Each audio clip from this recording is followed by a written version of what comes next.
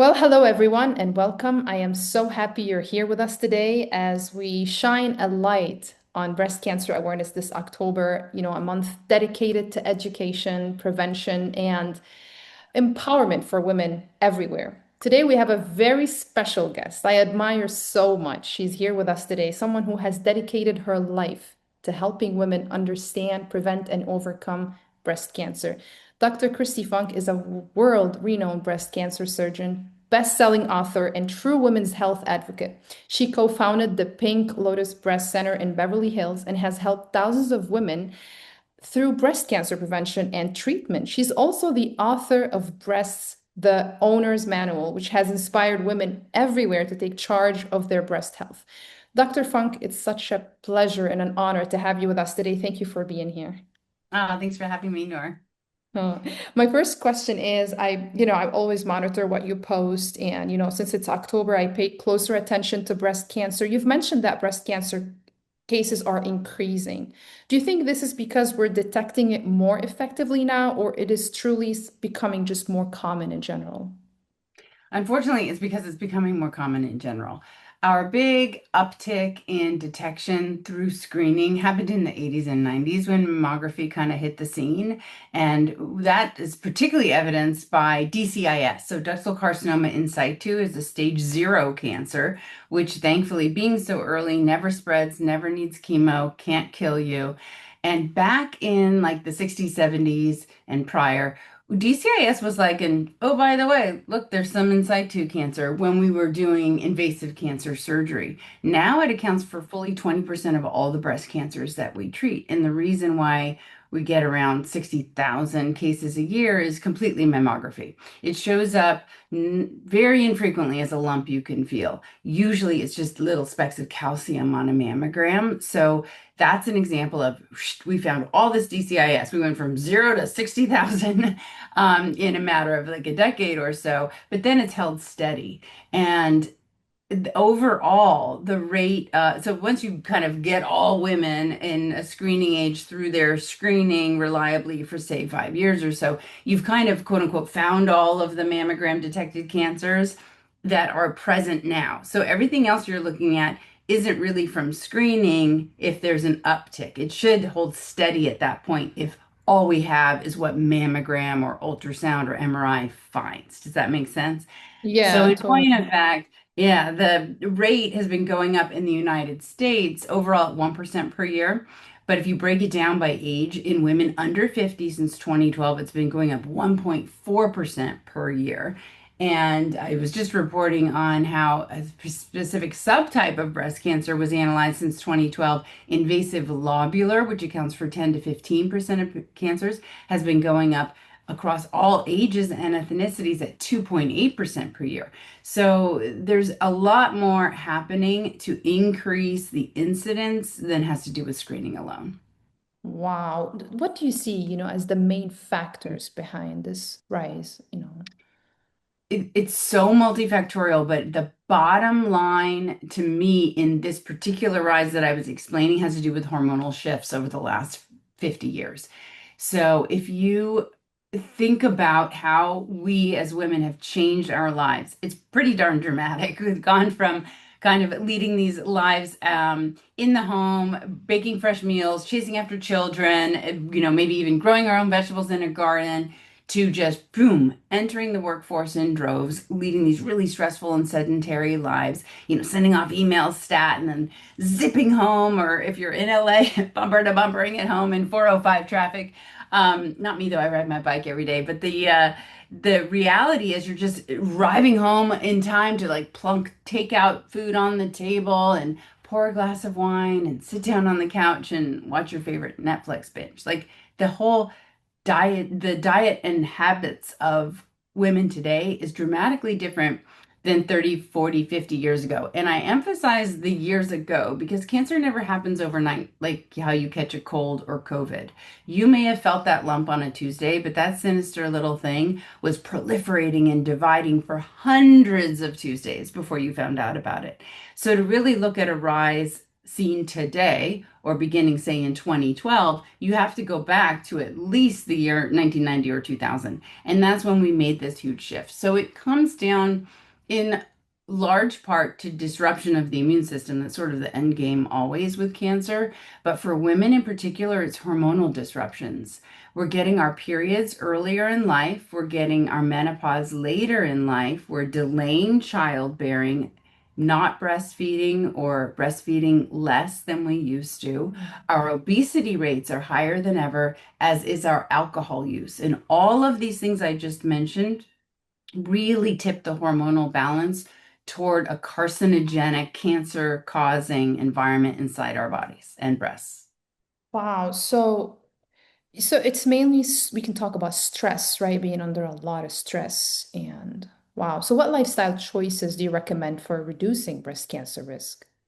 My favorite question on the earth. So many things you can choose to do a little bit differently or a lot differently, depending on verse you are, right? So if you're feeling like you're really at high risk for breast cancer, maybe through a family history or a prior biopsy showing precancerous changes in you yourself, that's a pretty big like wake up call for how can I alter my inside microenvironment, bathing my cells to be more anti-cancer.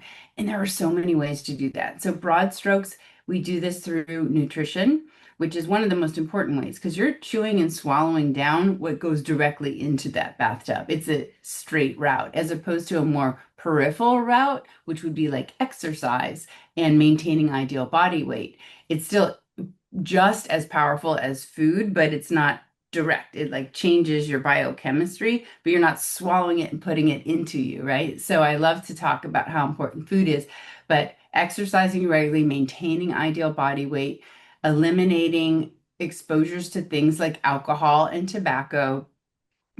Speaking of toxicities, eliminating your environmental toxicities to the best of your ability. But we do live in the veritable like barrage of chemicals that you Right. can have some control over, right? Like laundry, detergents, soaps, cosmetics, the pans that you're cooking in, the plastics that you're microwaving in. Don't do that, right?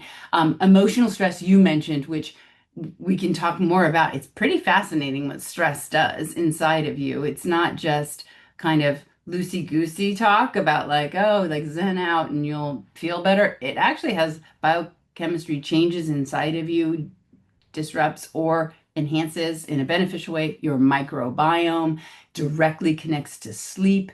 And sleep is another standalone habit. Restorative, excellent sleep is really where you do all the cellular cleanup and get rid of the inflammatory junk.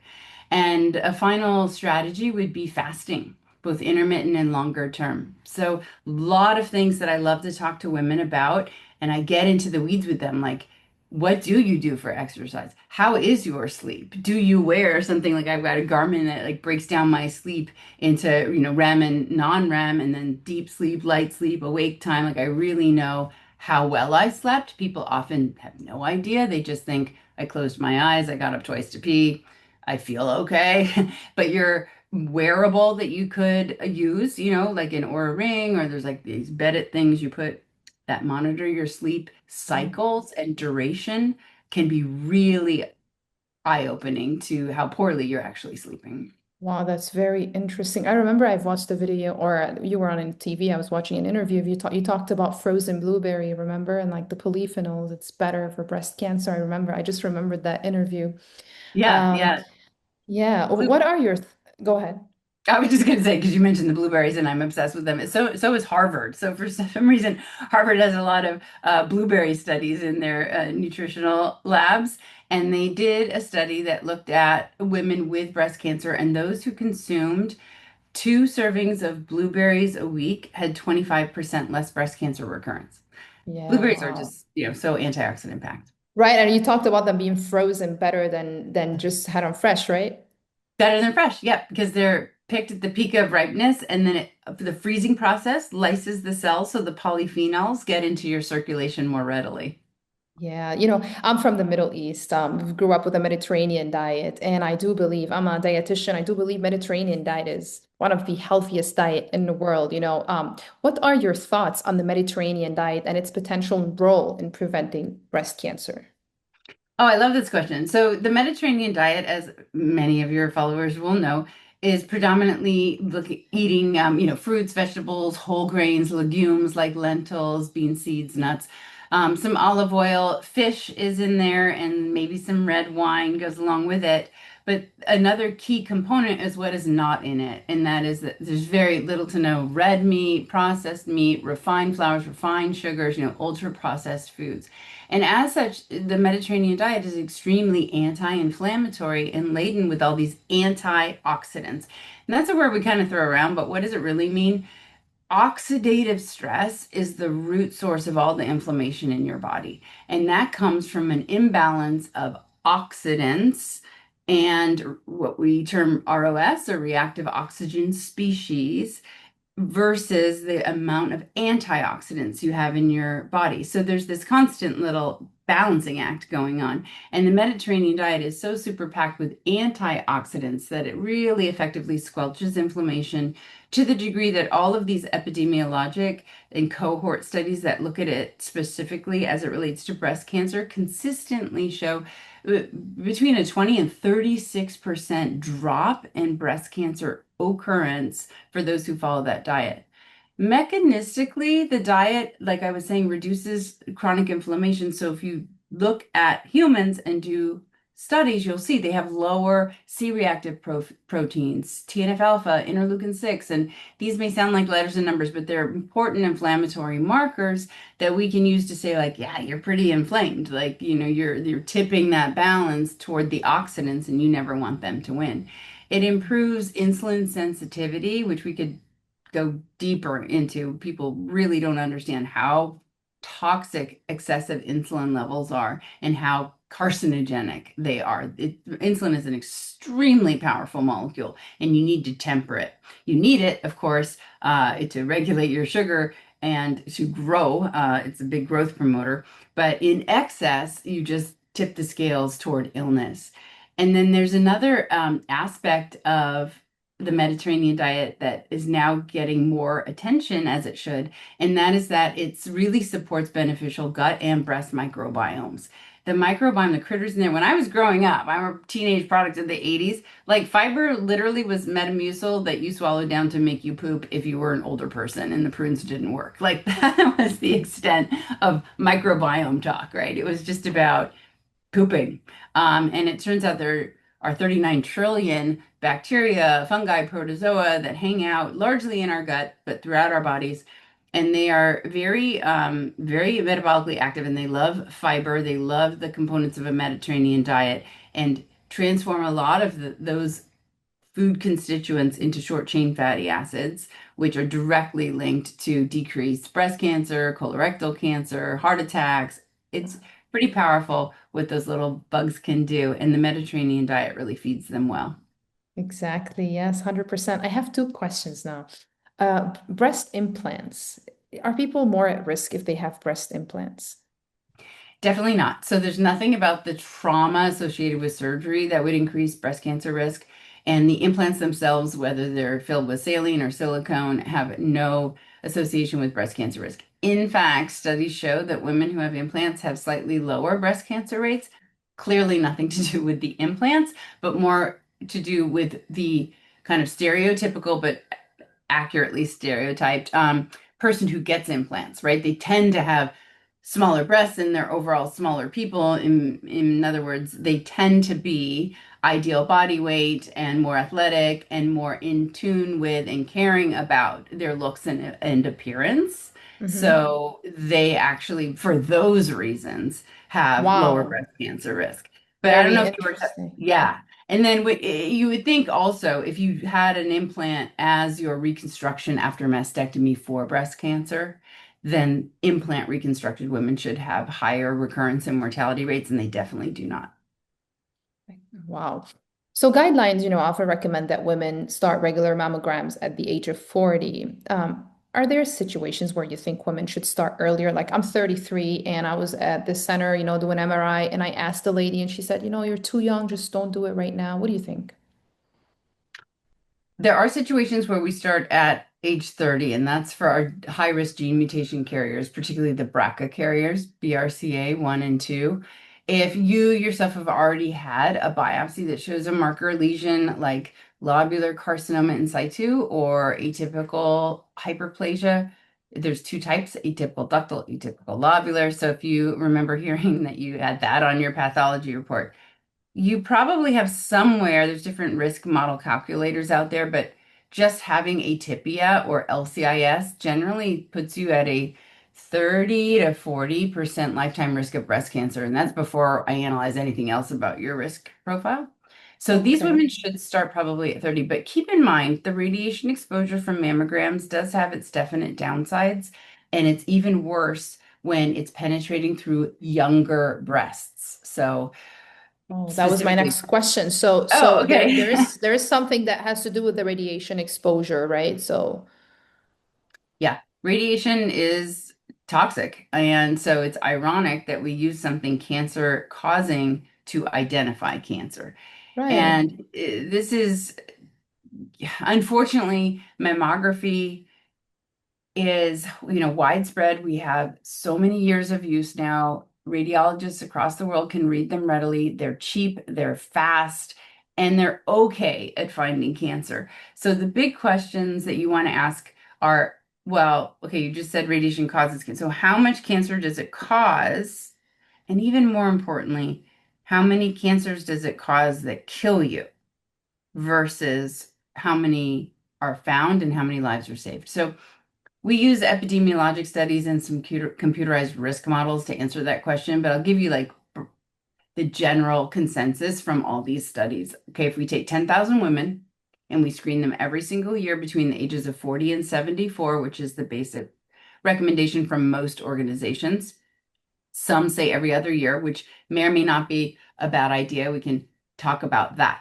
But let's go back to these models. So we've got 10,000 women every year, mammo, 40 to 74 years old. Because of the radiation from the mammogram, you will cause 8.6 cancers in those 10,000 women in that lifetime of screening, but you will have found 860 cancers. So we find 100 times the number of cancers than we cause. Part two, what about women dying? If you take those same 10,000, we now have caused the death of 1.6 women from the annual mammograms, right? But in that same period of time, we've averted 96.8 deaths. So basically, 97 deaths were saved for the 1.6 deaths we caused. So the math, if you're kind of a math-minded person, definitely works far, far, far in the favor toward mammography. But some people don't make decisions for themselves by statistics. They work through their gut and how they emotionally approach something, and maybe mammograms just seem far more dangerous. So with those women, we come up with a strategy that works for them. Hey, look, I always have the attitude like it's your life, these are your breasts. I'm here to give you some facts that you may not know that can help you make a best decision for your own screening. Okay. So you do prefer women to do it once a year, at least after the age of 40. I do. So there were two studies literally in the last 5 weeks that came out that challenge the recommendation of skipping years or of stopping at age 74, which is what it is right now. The first one comes out of Sweden. It was published in JAMA just in late September, and they looked at 8,600 women who had breast cancer diagnosed by a mammogram. And then they compared women to those who had had a mammogram the year prior to diagnosis and those who did not. And if you did not, they had larger tumors, more positive nodes, and 4.6 times the death rate from breast cancer, which is a 360% increase.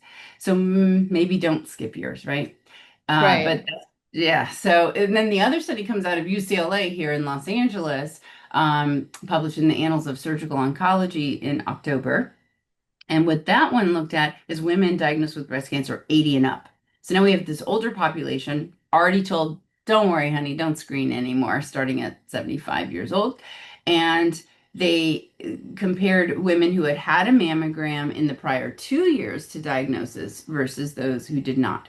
And if you did not, you had 55% increase. Oh, and they followed them all for 5 years. And in those 5 years, if you did not have the mammo prior in the 2 years prior to your diagnosis, you had 55% increase in recurrence and a 74% increase in death.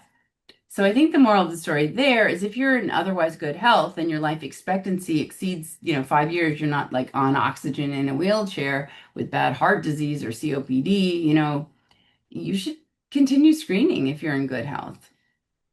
Wow, very, very, very interesting. In your experience, what are the most important steps, women can take to proactively monitor and protect their breast health?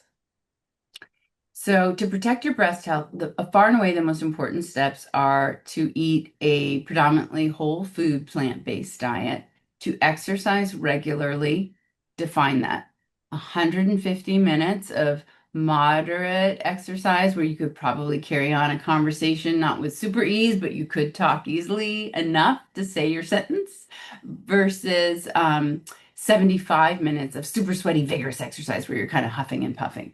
Now that's minimums. If you want to get an A plus plus on the test, double it. So 150 minutes of super sweaty, vigorous exercise, 300 minutes, which is 5 hours of like briskly walking, right? Maintain ideal body weight and avoid excessive use of alcohol. Definitely don't smoke. Manage your stress, fast regularly, and pay attention to social connection. It's important that we maintain positive social connection through friendships and relationships that we have with significant others. And finally, notice how you're sleeping. It's really important to get excellent restorative sleep. In terms of screening, if you're at normal risk for breast cancer, I'd recommend starting mammography at age 40. Don't stop and don't skip years until it's reasonable to think you're nearing the end of your life in the next 5 years. And if you have dense breasts, add whole breast screening ultrasound to that screening regimen. Frankly, I have my patients do screening ultrasound every year, no matter what their breast density is. But that's a choice and sometimes requires cash payment here, so that may not be feasible. MRI is a really great modality. So if we look at all the testing that we do and how you find cancers, mammogram will find like out of 1,000 women, 3 to 4 cancers. If you do a 3D mammogram, it'll find like 5 to 6 cancers. Adding ultrasound will find another 2 cancers on top of that. But if you do MRI, it finds 19 cancers. So that's definitely our best screening study. So if you are at higher risk because of a gene mutation, family history, I would recommend MRI cautiously. It depends on how high your risk is. I have people get an MRI anywhere from every year if they're super high risk to every 5 years if we just want that like deep dive look once in a while. Why? There are downsides. It requires a gadolinium injection, which is a heavy metal that pools in brain and liver. It's 45 minutes. When we say high risk, you mean like people with like family history of breast cancer There mainly? are these risk calculators that you can use. Um, there's one coming out called Catch that's going to be really fantastic because it's the most robust questionnaire I've ever seen in trying to figure out someone's risk. And you can layer on top of it biometrics, like biomarkers. So they analyze your blood. You can have wearables associated with it. They can employ AI technology with it. It's going to be amazing. It's launching in January of 2026. But the point is, there are risk models. And here in the US, we use the cutoff of a 20% or greater lifetime risk to consider adding MRI. Wow. Okay, interesting. Any last thought you want to share with us before the end of the meeting today? I'd just like everyone listening to realize that you have so much more control over breast cancer than you probably think or know, because only 5 to 10% of all breast cancer comes from inherited genetic mutations, things like BRCA that put you at very high risk. And only 20% of women with breast cancer have a single relative with breast cancer. So, contrary to what you may think, it's not predominantly inherited genetics or fate. It's really largely under your control. And that's exciting to me. That's empowering. That tells you whether you've been diagnosed or you're higher risk. There are so many things you can start eating and doing today that impact that cell microenvironment, awaken your immune system to identify and destroy cancer before it can become a mass with potential threats to your life. So Eat well, think well, move well, be positive, love well, smile, laugh, be joyful. This all translates into a wealth inside of you that is just something money can't buy. I want to thank you so much for everything you shared with us today. Fantastic, Ram. I love you. Always did. You're amazing. Oh, Thank you for thank being there. Thank you. We have you there.